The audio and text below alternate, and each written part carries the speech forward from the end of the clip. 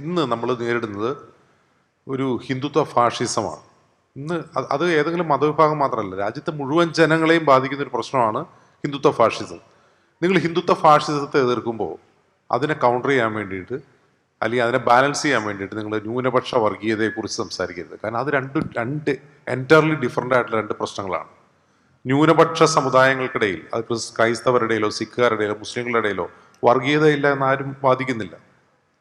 ഒരു കമ്മ്യൂണിറ്റിയിൽ വർഗീയത ഉണ്ടാവുക എന്നുള്ളത് വളരെ ക്വൈറ്റ് നോർമലാണ്. എല്ലാ കാലത്തും എല്ലാ സമൂഹങ്ങളിലും വർഗീയവാദികളും വർഗീയ ആശയങ്ങളും ഉണ്ടാവും. പക്ഷെ ഫാഷിസം എന്ന് പറഞ്ഞാൽ വേറെ തന്നെ ഒരു സാധനമാണ്.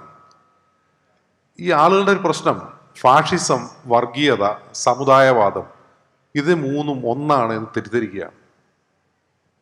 ഫാഷിസവും വർഗീയതയും ഒന്നല്ല. ഫാഷിസം എന്ന് പറഞ്ഞാൽ ഒരു ടോട്ടലിറ്റേറിയൻ ആയിട്ടുള്ള ഒരു അധികാര രൂപമാണ്. വർഗീയത എന്ന് പറഞ്ഞാൽ അതെല്ലാ കാലത്തും ഈ വംശീയതയുമായി ബന്ധപ്പെട്ട് എല്ലാ കാലത്തും ആളുകളുടെ ഇടയിലുള്ളൊരു സാധനം തന്നെയാണ്. പക്ഷെ ഫാഷിസം എൻ്റർലി ഡിഫറെൻ്റ്. അപ്പോൾ നമ്മൾ ഫാഷിസത്തെ വിമർശിക്കുമ്പോൾ എന്നാൽ അത് തൂക്കൊപ്പിക്കാൻ വേണ്ടി നമ്മൾ അതിനെ വിമർശിച്ച് കളയാം എന്ന് പറയുന്നത് യഥാർത്ഥത്തിൽ ഫാഷിസത്തെ ന്യൂനീകരിക്കലാണ്. ഇത് ചെയ്യുന്നത് മാധ്യമങ്ങളാണെന്ന് എനിക്ക് തോന്നുന്നില്ല. അത് മാധ്യമങ്ങളെക്കാൾ കൂടുതൽ രാഷ്ട്രീയക്കാരാണ് അത് ചെയ്യുന്നതാണ് എൻ്റെ ബോധ്യം.